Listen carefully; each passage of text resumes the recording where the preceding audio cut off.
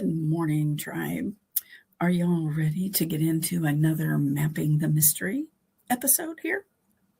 Well, I hope you are, because I have another one for you. It landed in the water, and it stood there.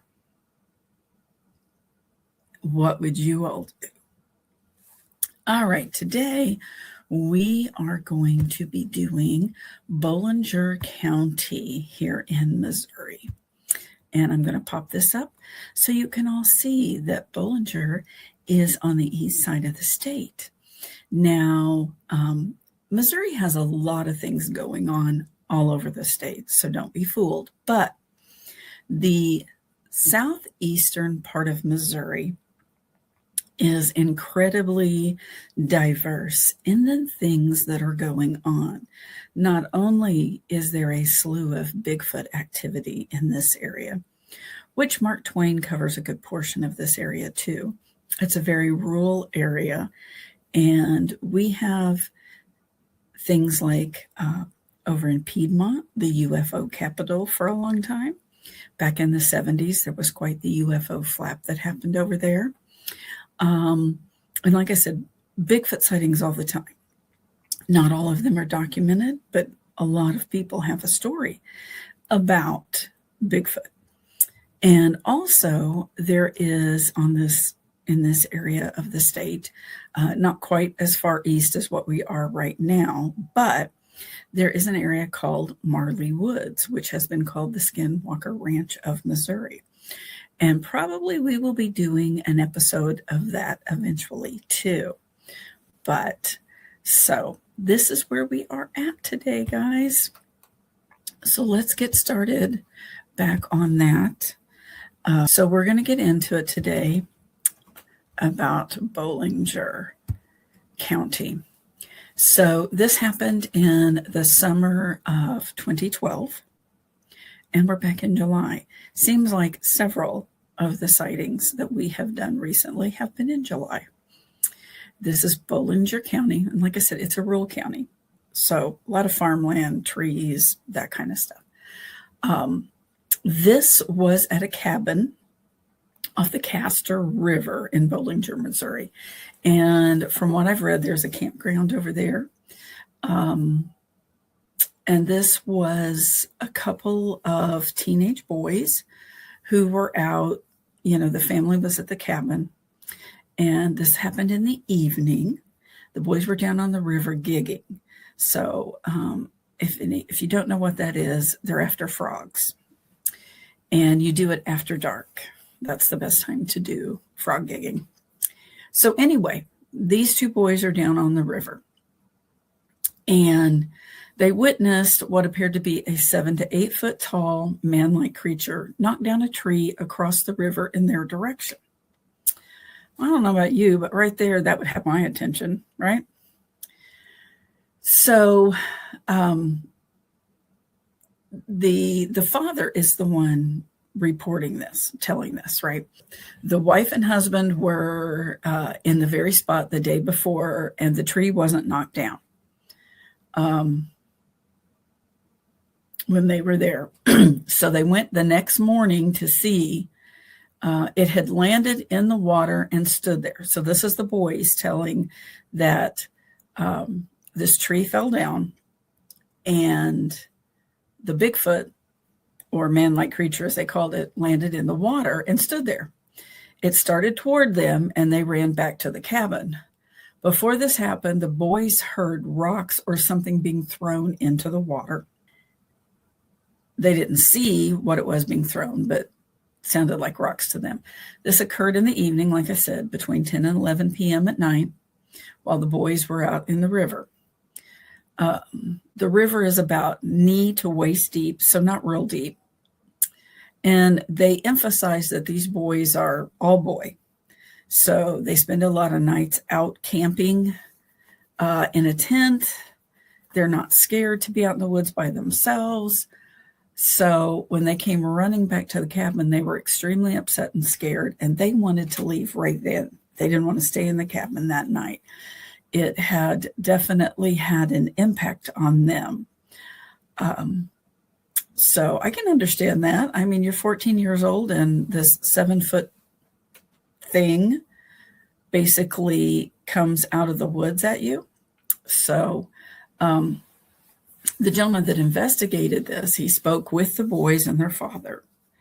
And he said, they're all very familiar with the woods. They are out there a lot. They camp, they hunt, they fish, typical kind of stuff, right? And so, he goes on to say that the boys relayed the tree was pushed over into the river. The tree was about a 20 to a 25-foot tree. So it's not small. I mean, it's not huge, but it's not small. That takes a lot of strength. Let's go try to push over a 20-foot tree ourselves. I'm going to guarantee you we can't do it, not unless it's dead and ready to fall over itself. That's something. Their attention was drawn to the area of the tree due to the splashing, the rocks being thrown in the river. They shined their flashlights to this area, and they saw a creature riding the tree down as it crashed into the river. So they described it like it was riding a surfboard. So to me, that means it was on the trunk of the tree as it was coming into the river. I mean, that's just where my head goes with this, which, kind of makes you giggle, because can you imagine seeing a Bigfoot riding a tree into the river? That's pretty wild. I would love to see that. I don't know about you all, but I would love to see that. That would be great. So let's see what else. They crashed into like it was surfboard. Okay. The river was about 40 feet wide. So if they're on one bank of the river, or they're in the river because they're gigging, they're less than 40 feet from this thing when it happens, because it lands in the river. They're in the river. So, 30, 25 feet, something like that. That's pretty stinking close, especially for something you don't believe in. The tree covered at least half the width of the river. So, okay, let's take it down to 20 feet. They heard something walking or moving in the river.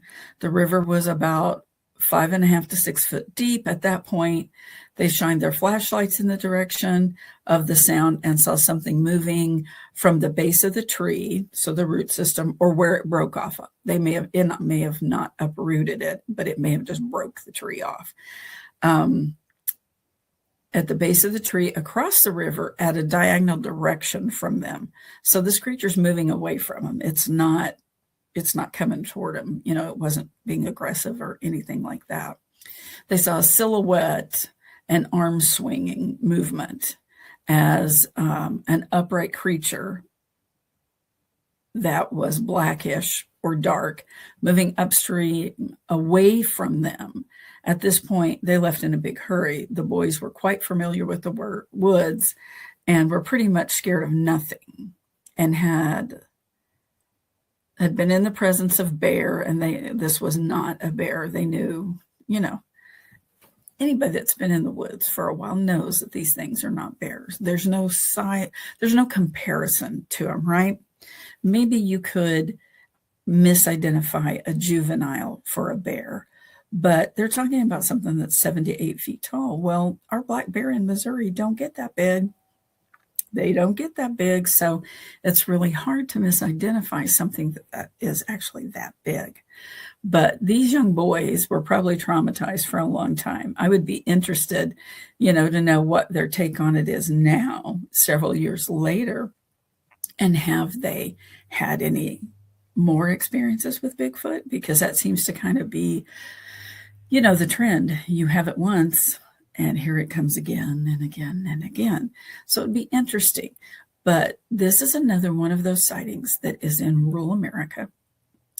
These people are just out camping, enjoying themselves. They've got a cabin along the woods, or along the river, sorry. And these young boys are down in the creek enjoying themselves. They're gigging for frogs. They're going to have frog legs, I mean, they're enjoying themselves. And out of nowhere comes this Bigfoot surfing in on a tree. That just absolutely probably rocked their world. They probably had nightmares for a while after this. But this is just another one of those things that happens, to people that are out minding their own business. More times than not, this happens when people are just out doing their thing. So did Bigfoot do this to scare the boys off? Maybe he wanted to eat frogs. Don't know. At this point in time, it's all speculation for us as to why they do the things that they do. But they're out there. They're doing these things. Maybe he was just out there living his life, watching the boys.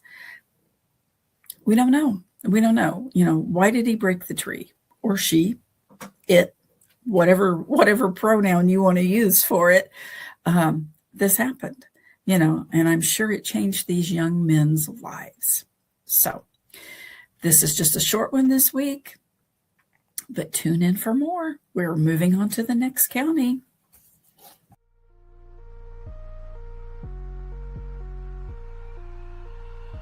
If you enjoyed this episode and would like me to map a mystery in the county near you, please email me at Bigfoot, Wildman, Boogers @gmail.com. I'm curious to hear your take on this episode, so drop a comment below, and please don't forget to like, share, and subscribe. It helps us grow the tribe and helps us get out and have the boots on the ground.